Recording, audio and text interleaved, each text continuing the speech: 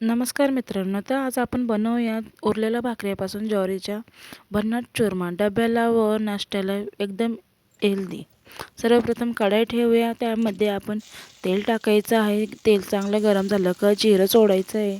जिरं चांगलं तडतडलं का मग त्याच्यामध्ये आपण हिरव्या मिरच्या, लसूण, अद्रकची पेस्ट दळून घ्यायची, ती टाकायची आहे. ती चांगलं फ्राय करून द्यायचं आहे.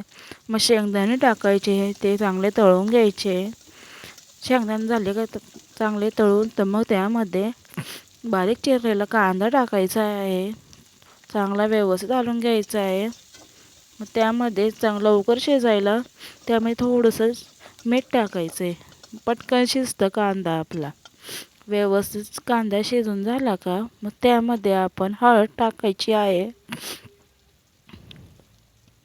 हळद आणि मॅगी मसाला टाकायचा आहे. त्यामध्ये व्यवस्थित मिक्स करायचं आहे. हळद आणि मसाला व्यवस्थित मिक्स करून घ्यायचा आहे. मग त्यामध्ये आपण मिक्सरमध्ये उरलेल्या भाकऱ्या आहेत त्या बारीक करून घेतलेल्या आहेत त्या टाकायच्या आहेत. त्यामध्ये बघू शकताय कसं आहे, भुगा झालेला आहे.